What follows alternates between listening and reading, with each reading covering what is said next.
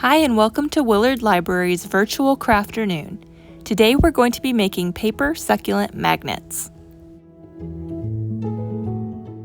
You'll want to start by gathering a few simple supplies.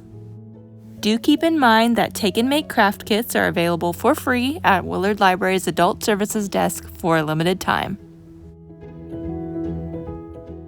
The first thing you're going to need is the 7-piece succulent pattern that was cut from a piece of green cardstock that measured 8.5 by 11 inches. This one was cut using a Cricut cutting machine, however you can cut your pattern by hand if you choose. The pattern is temporarily available on the Willard website, just follow the link below. You will also need one round magnet that measures about 3/4 of an inch in diameter. In order to make our succulent magnet look more realistic, we'll be using a crayon, but you can also use a purple colored pencil or watercolors if you like. Next, you'll need a bottle of liquid glue or hot glue and some scrap paper to protect your work surface. If you plan to cut out your pattern yourself, don't forget your pair of scissors. Okay, let's get started. The first thing you're going to want to do is grab your scrap paper and your pattern. Now with your crayon, colored pencil, or watercolor, carefully add color around the edge of each leaf of your succulent. Repeat this process with each of the 7 pieces of your pattern.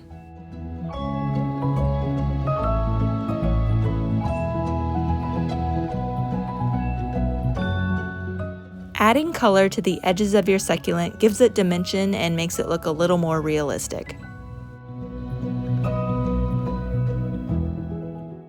Once all of your patterns have been colored, gently press your thumb into the middle of each leaf and use your other fingers to press the edges upward.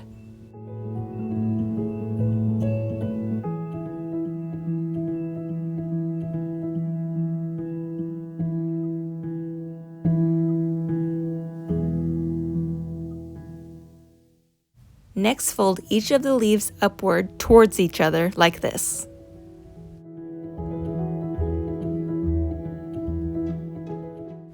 Repeat this same process for each of your 7 patterns.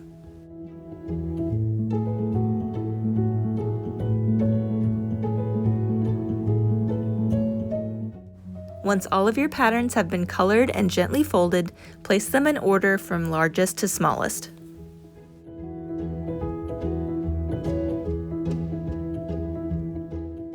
Now we're ready to assemble the succulent. Take a small drop of glue and place it in the center of the largest pattern. Now find the pattern that is one size smaller, place it on top of the drop of glue, and press the 2 succulent patterns together. Continue sandwiching a drop of glue between each pattern as you go down in size.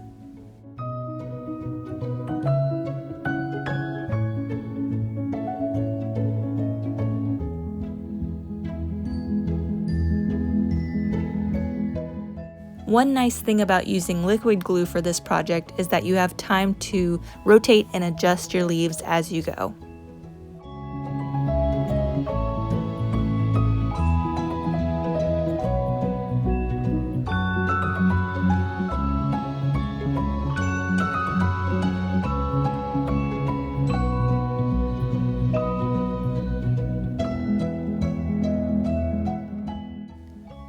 Once you have all of your 7 patterns glued and in place, set your succulent aside and let it dry completely.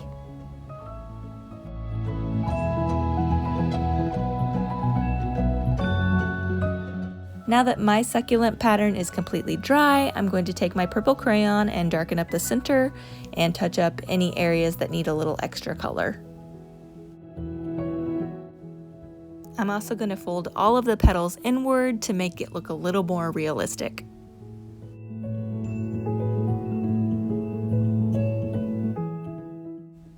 The final step of this project is to attach a magnet to the back of your succulent. Simply place a small drop of glue on top of the magnet, then gently press the succulent on top of that. In order to shorten your drying time, you may consider using a drop of hot glue instead of liquid glue to attach your magnet, but either will work. Once the magnet is attached, your paper succulent is ready for the refrigerator.